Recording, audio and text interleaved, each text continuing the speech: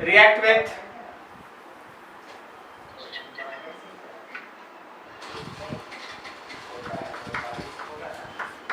MgOH whole 2 to give MgSO4 and H2O।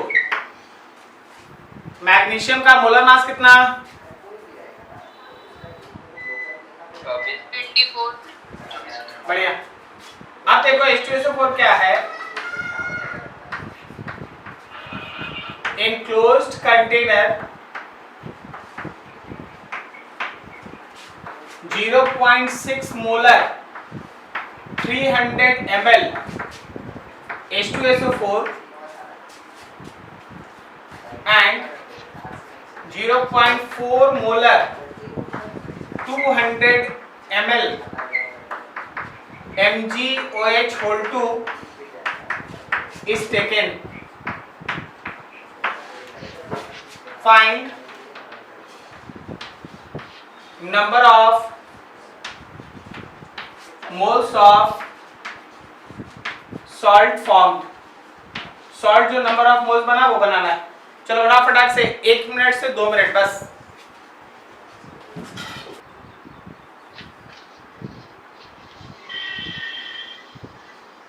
चलो जल्दी जल्दी बनाओ।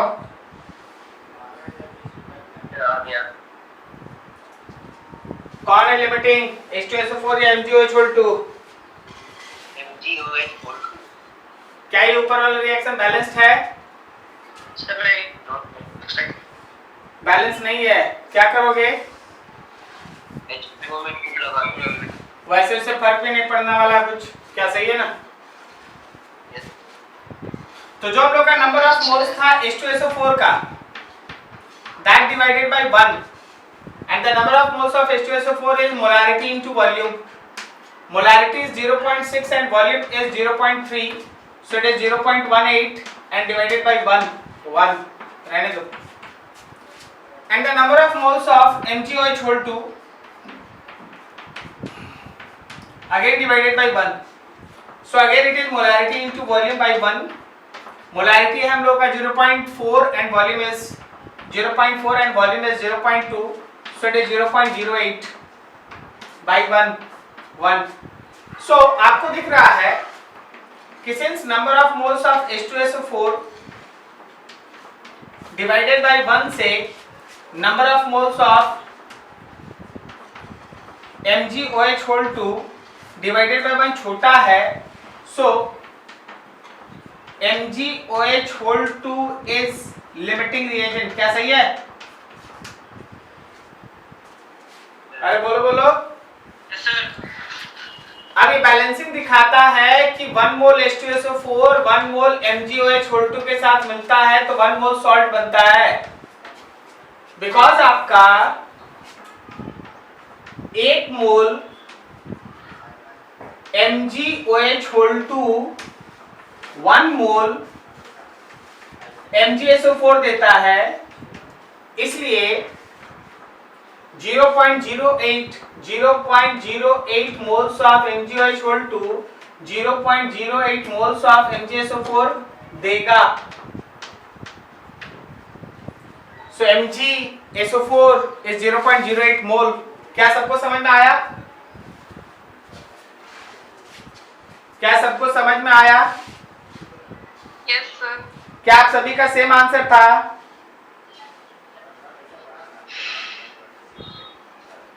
क्या आप सभी का सेम आंसर था? Yes sir। चलो बढ़िया, ठीक है। तो ऐसे चीज को है ना एनालाइज करके चलना है। Very good. अब इस चीज में जरा गौर करना, हम लोग इसके बाद अगला सेक्शन जो स्टार्ट करते हैं वो कुछ ऐसा होता है कि आपको पूरा का पूरा एक सिनारियो है जो इक्विवेलेंट वेट पे बेस्ड है, जहां आप नॉर्मेलिटी, इक्विवेलेंट वेट ये सब काम आता है। तो हम लोग है ना थोड़ा इक्विवेलेंट वेट पे आज चर्चा कर लेंगे। मेन डिस्कशन का सेक्शन यही है, इक्विवेलेंट वेट। ठीक है, आप लोग इसके बारे में जानते हैं? बताओ क्या होता है इक्विवेलेंट वेट? बोलो बोलो।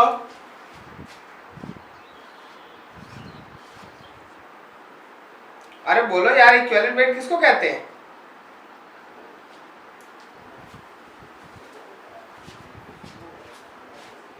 नहीं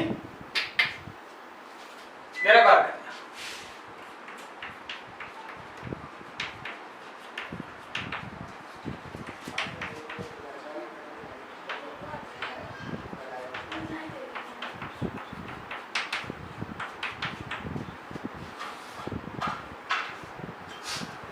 सबसे पहले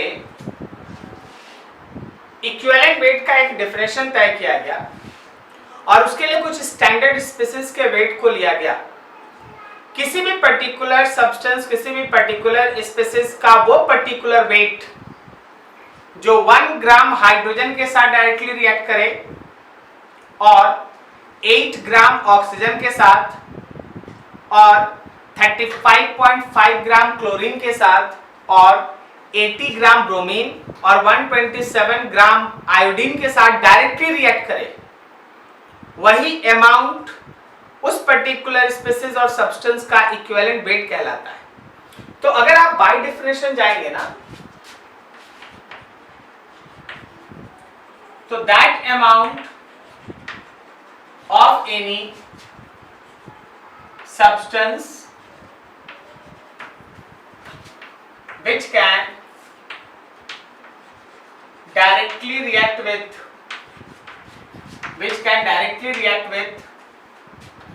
1 gram of hydrogen or 8 gram of oxygen or 35.5 gram of chlorine और 80 ग्राम ऑफ ब्रोमीन और 127 ग्राम ऑफ आयोडीन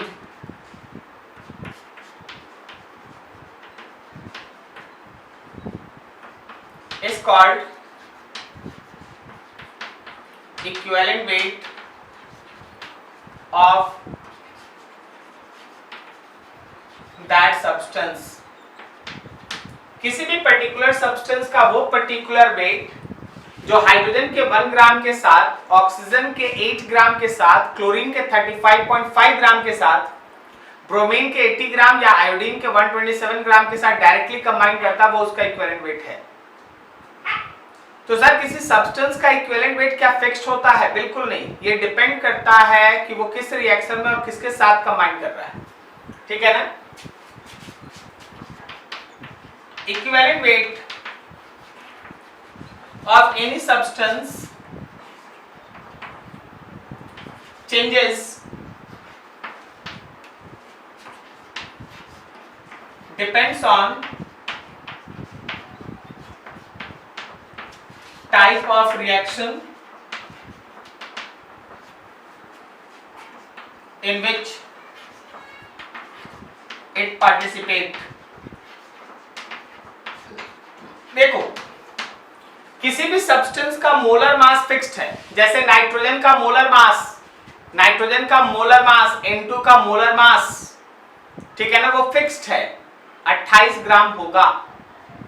लेकिन नाइट्रोजन का इक्विवेलेंट वेट कितना होगा ये अलग अलग कंडीशन के ऊपर डिपेंड करता है, अलग अलग रिएक्शन में अलग अलग हो सकता है। आप किसी भी सब्सटेंस का जब इक्विवेलेंट वेट का बात करते हैं तो वो बहुत सारे फैक्टर्स के ऊपर डिपेंड करता है, एक्स फैक्टर होता है, रिएक्शन कैसा है, कंडीशन क्या है, इन सब पे डिपेंड करता है। तो इक्विवेलेंट वेट कोई फिक्स्ड क्वांटिटी नहीं है, वो हर रिएक्शन में बदल सकता है। अब यहाँ पे कुछ बेसिक चीज और क्लियर करते हैं। मान लो जैसे हम तुमको एक छोटा सा एग्जांपल दें, हम आपसे बोल दें कि N2 plus 3H2 arrow 2NH3 है। अब तुमसे बोले कि इस रिएक्शन में नाइट्रोजन का इक्विवेलेंट वेट निकालो। तो देखो बैलेंस्ड सर वॉइस क्लियर नहीं आ रहा। हम बोल रहे कि हम लोग इस रिएक्शन में नाइट्रोजन का, अभी आ रहा है, अभी आ रहा है,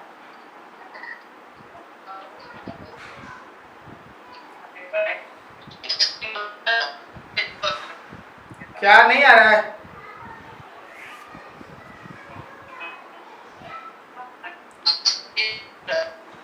अभी आ रहा है, देखो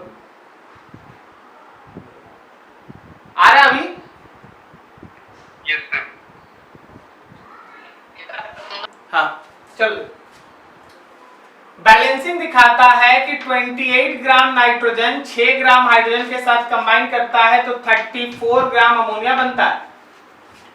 लेकिन हम लोग सीखे हैं कि that amount of any substance which react with 1 gram of hydrogen, since 6 gram of hydrogen react with 28 gram of N2, therefore 1 gram of hydrogen react with 28/6 gram of N2। तो 6 से ये कट गया, 4.7 approx gram of N2 is equivalent weight of N2। 4.7 gram of nitrogen is equivalent weight of N2। ये देखो एकदम simple reaction में आया। तो देख हर रिएक्शन के अंदर नाइट्रोजन का जो इक्विवेलेंट वेट है दैट कैन बी डिफरेंट। जैसे अभी अगला example N2 plus 2O2 arrow 2NO2, N2 plus 2H2 arrow 2NO2। अभी जरा गौर करना, यहाँ 28 ग्राम 64 ग्राम के साथ कंबाइन कर रहा है, क्या सही है? तो जरा गौर करना, 8 ग्राम अगर हम ऑक्सीजन से, देखो अब यहाँ पे ऑक्सीजन आ गया तो 8 ग्राम ऑक्सीजन से रिएक्ट करने वाला अमाउंट चाहिए। तो 8 ग्राम से कितना कंबाइन करेगा? 28/64 इंटू 8 होगा। 8 से ये कटा भाई 8, मतलब यहां से तुम्हारा वेट आ गया 28/8। इसका मतलब कितना हो गया? 7/2, 3.5 gram of N2 is equivalent weight of N2। तो देख वही नाइट्रोजन फर्स्ट केस में, वही नाइट्रोजन सेकंड केस में, लेकिन फर्स्ट केस में उसका इक्विवेलेंट वेट 4.7 है तो सेकंड केस में 3.5 है। किसी भी सब्सटेंस का वो अमाउंट जो हाइड्रोजन के 1 ग्राम के साथ, ऑक्सीजन के 8 ग्राम के साथ, क्लोरीन के 35.5 ग्राम के साथ, ब्रोमीन के 80 ग्राम के साथ और आयोडीन के 127 ग्राम के साथ डायरेक्टली कंबाइन करता है, वही उसका इक्विवेलेंट वेट है। तो सर क्या इक्विवेलेंट वेट कांस्टेंट है? नहीं है, हम आपको दिखा दिए वही नाइट्रोजन है दोनों केस में, लेकिन आंसर अलग अलग है। Is this clear? क्या यहां तक सबको समझ में आई? Yes sir.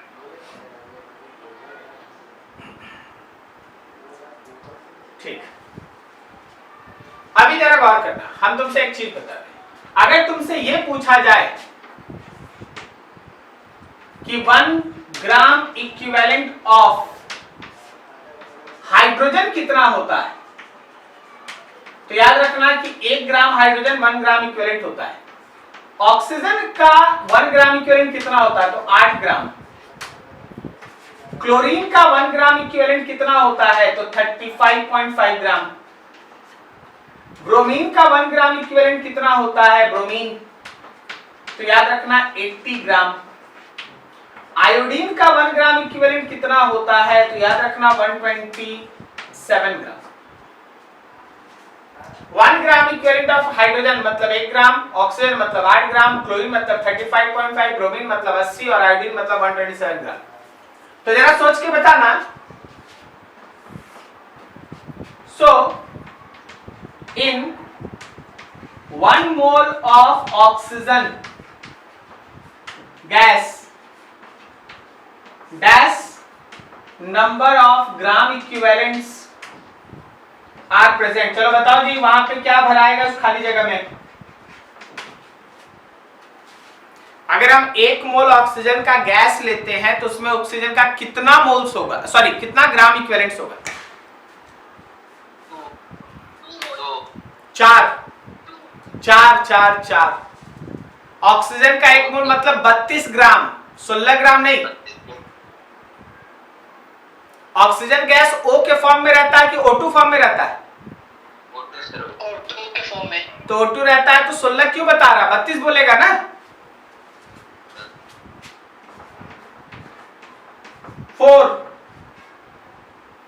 32/8 that is 4 gram equivalents. अब देखो 1 मोल का ऑक्सीजन के लिए वॉल्यूम होता है 22.4 लीटर। इसका मतलब 4 ग्राम इक्विवेलेंट का वॉल्यूम है 22.4 लीटर, तो 1 ग्राम इक्विवेलेंट का वॉल्यूम है 5.6 लीटर। ऑक्सीजन के 1 ग्राम, सब बात ऑक्सीजन के लिए हो रहा है, यहां पर ऑक्सीजन के लिए बात हो रहा है, ठीक है। नोट करो यहां तक फटाक से, अब आगे बढ़ेंगे।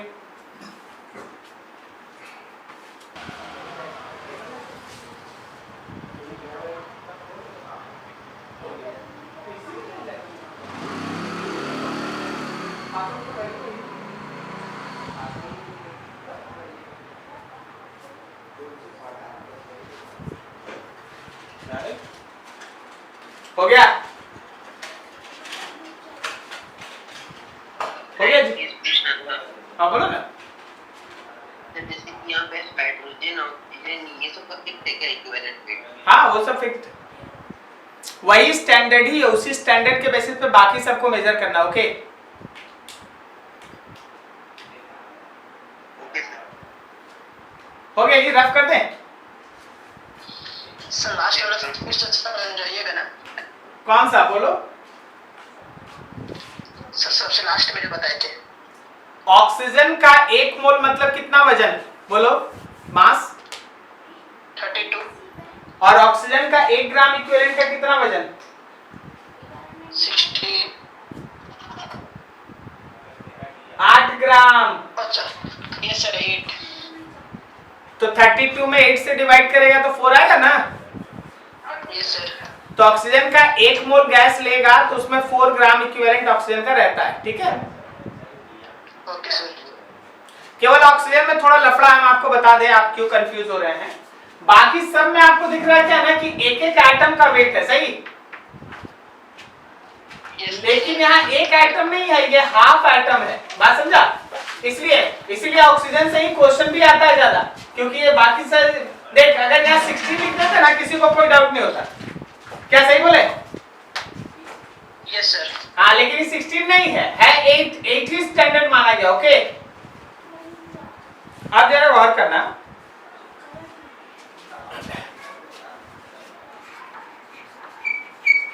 Calculation of equivalent weight of ionic species. जहां आयंस बनता है, जहां ऑक्सीडेशन नंबर का चेंज होता है, वहां देखो। तो हमेशा ध्यान रखिएगा equivalent weight is equals to molar mass divided by X factor. अब आपको यह समझना होगा कि ये एक्स फैक्टर हर केस में अलग अलग होता है। सबसे पहला, फॉर एनी एसिड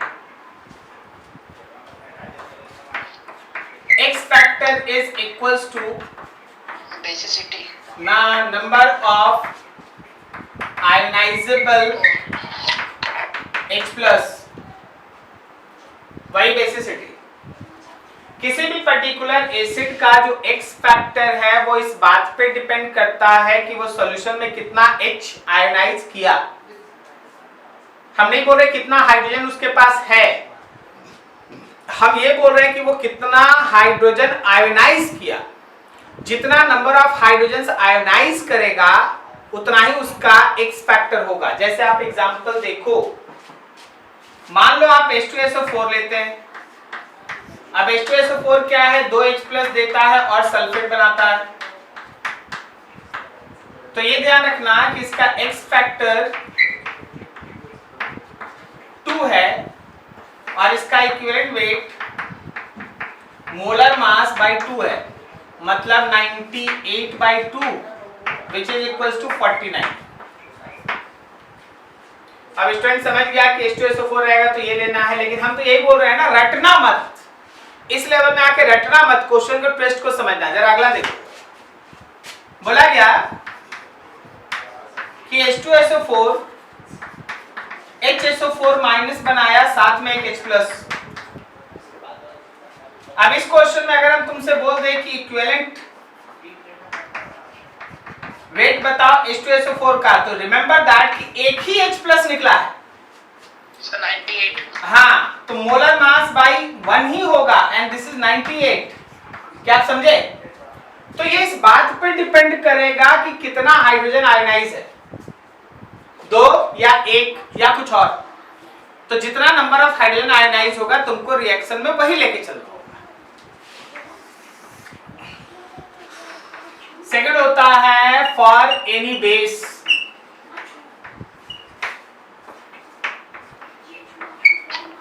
सर उसमें एसिडिटी देखा जाएगा ना? हाँ। Minus number of ionizable OH minus. ठीक है, जैसे मान लो हम लोगों के पास है MgOH2, तो ये जब सॉल्यूशन में तुम डालेगा तो Mg+2 और साथ में 2 OH माइनस, तो आपका X फैक्टर है यहाँ पे 2 और आपका इक्विवेलेंट वेट है मोलर मास बाई 2। ठीक है, अच्छा जरा सोच के बता दो, AlOH3 क्या इसका X फैक्टर 3 है? सही है। तो रिएक्शन में जितना OH माइनस आयोनाइज होने वाला होगा X फैक्टर का वैल्यू वही होता है, अगर हम लोग बेस के केस में बात करते हैं तब। अगला देखो, थर्ड, फॉर एनी आयन, कोई एक आयन है, तो remember that X factor is equals to mod of charge on ion, ion के चार्ज का मॉड।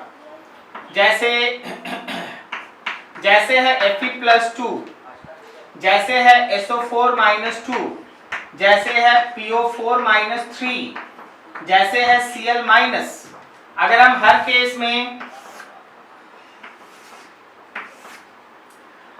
केस में X फैक्टर लिखें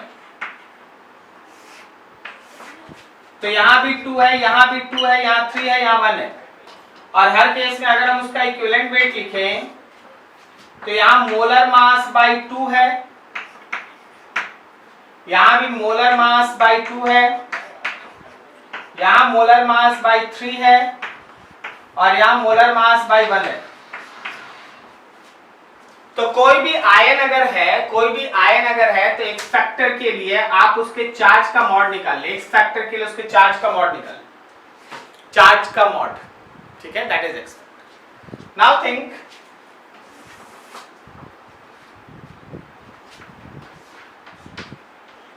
फॉर एनी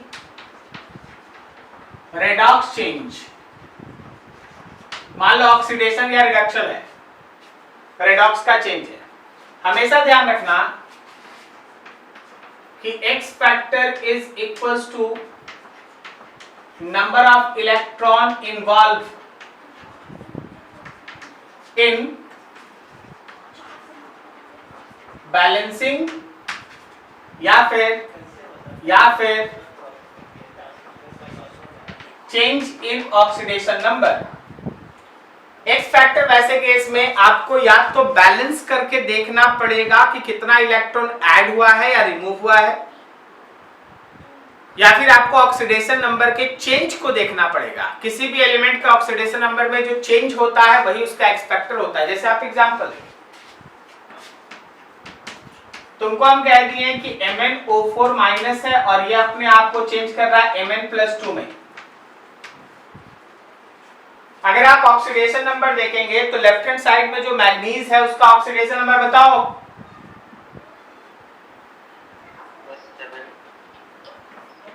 प्लस कितना? 7। और इसका सर +2। तो चेंज इन ऑक्सीडेशन नंबर 5 है। याद रखना कि X फैक्टर 5 है और इक्विवेलेंट वेट अगर आप MnO4 माइनस का लेंगे तो ये मोलर मास बाई 5 है। सर बैलेंसिंग से भी बता दीजिए क्या आपको रेडॉक्स में आयन इलेक्ट्रॉन मेथड याद है बैलेंसिंग के लिए? आपको याद है? क्या आपको रेडॉक्स में आयन इलेक्ट्रॉन मेथड से बैलेंसिंग का लाइन याद है? 4 स्टेप होता है। Yes sir. तो बोलो पहला स्टेप में क्या होता है? सर पहले बैलेंस करके देखेंगे जो एटम होता है ऑक्सीजन हाइड्रोजन के अलावा। फर्स्ट स्टेप में होता है balance that element whose oxidation number changes. तो देख मैग्नीज है जिसका ऑक्सीडेशन नंबर 7 से 2 हो रहा है, तो मेरे पहले स्टेप में दोनों तरफ मैग्नीज एक एक है, तो जैसे है वैसे उतार देंगे। उसके बाद सेकेंड स्टेप में balance oxygen by adding water molecule, याद है? Yes sir. तो राइट हैंड साइड में 4H2 ऐड कर दिए। थर्ड स्टेप होता है balance hydrogen by adding H+, तो क्या लेफ्ट हैंड साइड में 8H+ ऐड कर दें? Yes sir. उसके बाद balance charge by adding electrons. Left hand side में देखो 1 माइनस है और 8 पॉजिटिव है, इसका मतलब नेट +7 है, और राइट हैंड साइड में +2 है, तो क्या लेफ्ट हैंड साइड में 5 इलेक्ट्रॉन ऐड करेंगे तो 7 से 5 घट के 2 2 हो जाएगा बराबर। Yes sir. तो देख भाई यहाँ 5 ही इलेक्ट्रॉन आया, मतलब चाहे चेंज इन ऑक्सीडेशन नंबर से आंसर लो या फिर इलेक्ट्रॉन इन्वॉल्वड इन बैलेंसिंग से answer low, your answer is same. Okay, दोनों सेम होगा सर। दोनों सेम होगा। ठीक है, नोट करो यहाँ तक, फिर कुछ क्वेश्चन करते हैं। नोट करो फटाफट।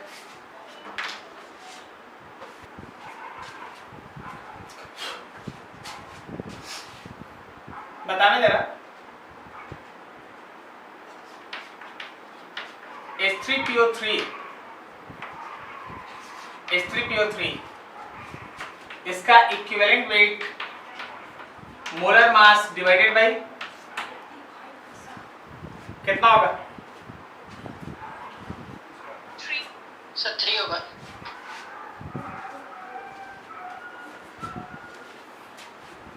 इसीलिए हम बोलते हैं ना, हाँ इसीलिए हम बोलते हैं ना, कभी भी ओवर कॉन्फिडेंस है ना मत मेंटेन करना। तुमको लगता है कि तुमको हर चीज आता है, तुम्हारा सबसे बड़ा प्रॉब्लम यही है कि तुमको लगता है कि तुमको हर चीज आता है, जबकि आता तो कितना तुमको ही मालूम।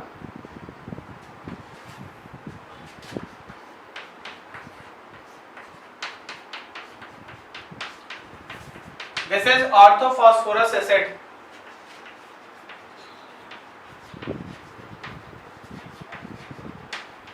Orthophosphorous acid, I hope so शायद आपको पता होगा, आपको तो बहुत कुछ पता है। हमेशा ध्यान रखिएगा ऑक्सो एसिड में जो सेंट्रल एलिमेंट के साथ एटम या हाइड्रोजन जुड़ा होता है वो होता है नॉन आयोनाइजेबल, ये आयोनाइज नहीं करता। लेकिन जो ऑक्सीजन के साथ जुड़ा हुआ हाइड्रोजन है वो होता है आयोनाइजेबल, और वो भी स्टेप बाय स्टेप हाइड्रोजन देता है। अगर हम एक स्टेप पे बात करें तो P double bond O bond एक OH रह जाएगा, ये तो कभी नहीं जाएगा, यहाँ O माइनस आएगा, एक H+। और फिर अगर आप इसको मौका देंगे तब ये दूसरा H+ रिलीज करेगा, P double bond O bond O minus H और O माइनस, और फिर एक H+। मतलब यहाँ सॉल्ट की तरह अगर आप इसको देखेंगे ना तो ये बन जाएगा सॉल्ट की तरह H2PO3 माइनस, और ये सॉल्ट की तरह बनेगा HPO3 -2। बट ओवरऑल अगर बात किया जाए, ओवरऑल जैसे इस केस में बात किया गया था, तो याद रखना कि 2 ही हाइड्रोजन आयोनाइज करेगा, यहाँ 2 होगा, 3 नहीं। ये हाइड्रोजन कभी नहीं निकलेगा, ये हाइड्रोजन कभी नहीं निकलेगा। अब देखिए जैसे हम आपको दिखाते हैं, अगर आप H3PO3 को रिएक्ट कराएंगे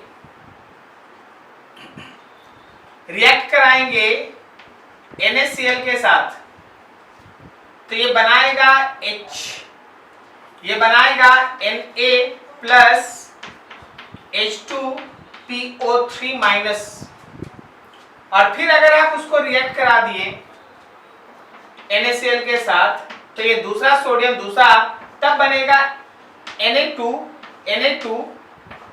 HPO4 -2 सॉरी PO3 -2। तो सर क्या आगे रिएक्शन होगा? No, there is no further reaction, क्योंकि अगला हाइड्रोजन निकलेगा नहीं। सो यहां से अगर यहां तक बात किया जाए तो एक्स फैक्टर है 1, यहां से यहां तक बात किया जाए तो एक्स फैक्टर है 2।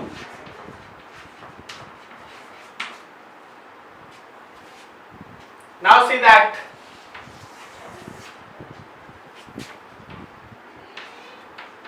H3PO4 ortho phosphoric acid and equivalent weight is molar mass. अगर कोई डिस्कशन नहीं है तो सारा का सारा हाइड्रोजन बाहर निकलता है। देखो P double bond O, bond OH, bond OH and bond OH, इसमें तीनों का तीनों हाइड्रोजन आयोनाइजेबल है।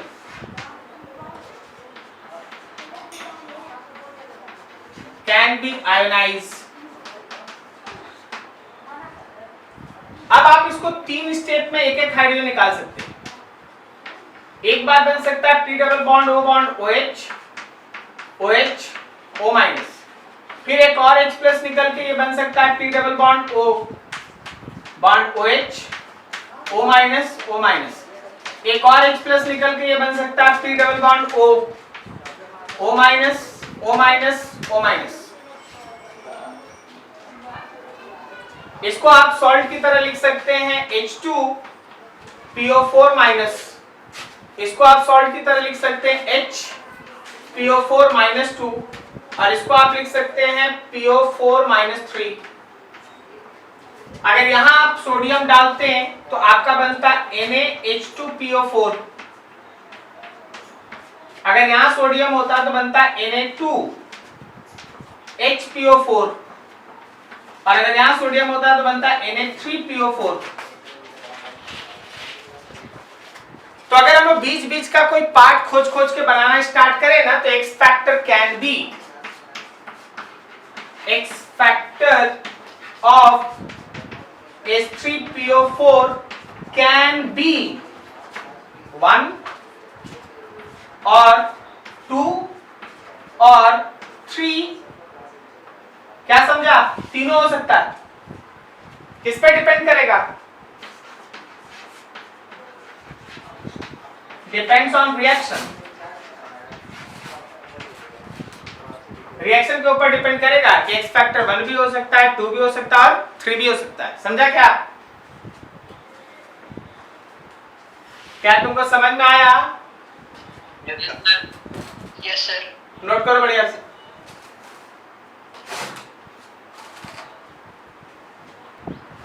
हो गया सारा? Yes sir. याद रखना हमेशा कंडीशन में रिजिड नहीं होके कभी भी इक्विवेलेंट वेट सोचा जाता है, वो रिएक्शन दर रिएक्शन है ना बदल जाता है। एक ही एलिमेंट का एक ही केस में है ना रिएक्शन, अगर थोड़ा कंडीशन बदलोगे तो तुम्हारा इक्विवेलेंट वेट बदल जाएगा। क्या आप में से कोई हमको बता सकता है कि MnO4 माइनस एसिडिक मीडियम में किस में बदलता है? MnO4 माइनस एसिडिक मीडियम में किस में चेंज होता है? Mn+2 में। और MnO4 माइनस बेसिक या न्यूट्रल मीडियम में किस में बदलता है? MnO2 में। ठीक है, हमारे पास मौजूद है MnO4 माइनस। याद रखना अगर ये एसिडिक मीडियम में आप लेके चल रहे हैं तो ये Mn+2 में बदलेगा, और अगर आप बेसिक या फिर न्यूट्रल मीडियम में लेके चल रहे हैं तो ये MnO2 में बदलेगा। अब सोचो, यहाँ का ऑक्सीडेशन नंबर है 7, यहाँ का ऑक्सीडेशन नंबर है 2 और यहाँ का ऑक्सीडेशन नंबर है 4। अगर ये ऊपर की तरफ रिएक्शन को फॉलो करता है तो क्या इसका एक्स फैक्टर 5 होगा?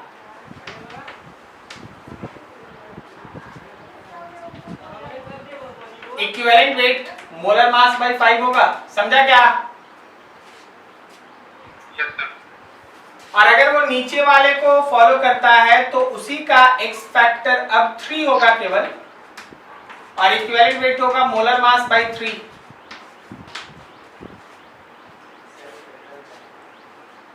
सही है? Yes sir. अगर मेरे पास Cr2O7 - 2 है और ये अपने आप को Cr+3 में बदल रहा है, तो बताओ जरा इसका equivalent weight molar mass by कितना?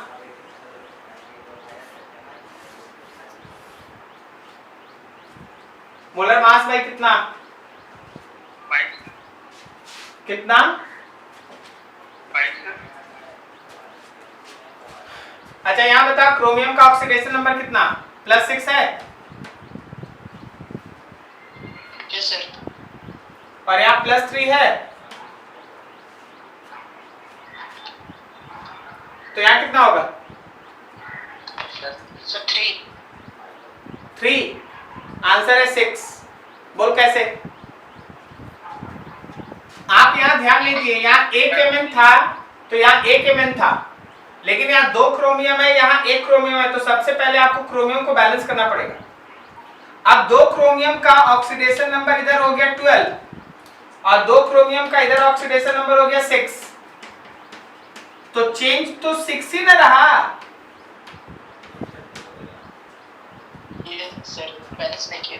तो बैलेंस करना पड़ेगा। यही छोटा छोटा चीज हमको पता है, इसी में आप गलती करते हैं, इसलिए उसी को फोकस करके समझाया जा रहा है। क्या आपको समझ में आ रही है बात? Yes sir. एक तो और चीज पे ध्यान लगा लो, खत्म करो।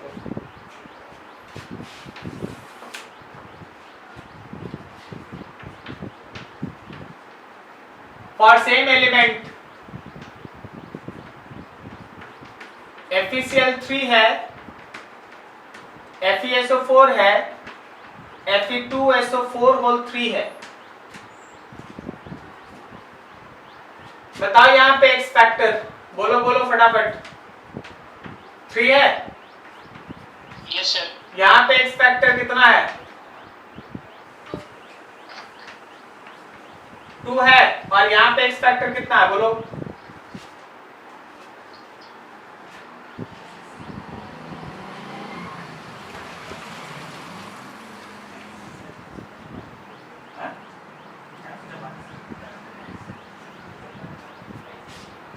कितना?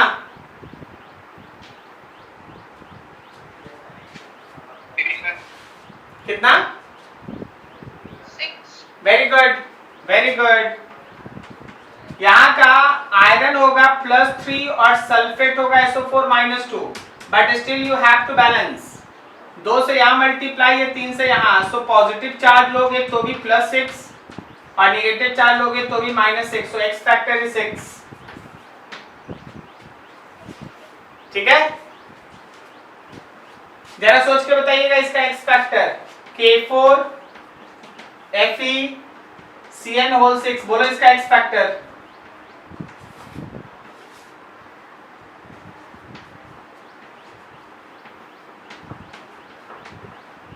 X factor is 4। Either cation का चार्ज लो तो भी +4, एनायन का चार्ज लो तो भी +4। Okay,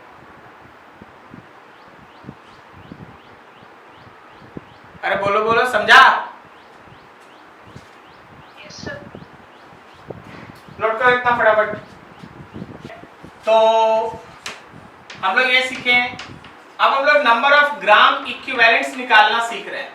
number of gram equivalent is equals to जो भी हम लोगों का गिवन वेट होता है डिवाइडेड बाय इक्विवेलेंट वेट। जैसे आप नंबर ऑफ मोल्स निकालते हैं ना, वैसे ही याद रखिए नंबर ऑफ ग्राम इक्विवेलेंट्स निकालना होगा तो जो भी दिया हुआ वेट होगा उसमें आप इक्विवेलेंट वेट से डिवाइड करेंगे। ये एक तरीका। दूसरा तरीका है number of gram equivalent is always equals to number of moles multiplied with X factor. Number of moles को जब आप एक्स फैक्टर से मल्टीप्लाई करते हैं तब वो नंबर ऑफ ग्राम इक्विवेलेंट्स के बराबर हो जाता है। अगला देखो, हमेशा ध्यान रखना कि number of gram equivalent is also equals to normality into volume in litres. अगर आप नॉर्मेलिटी ऑफ सॉल्यूशन को वॉल्यूम से मल्टीप्लाई करते हैं, वॉल्यूम लीटर में होना चाहिए, तो normality into volume is equals to number of gram equivalents and number of milligram equivalents is equals to normality into volume in millilitres. Normality into volume in millilitres, अगर volume in millilitres है तो याद रखना milligram equivalent है, और अगर volume litre में है तो याद रखना ग्राम इक्विवेलेंट है।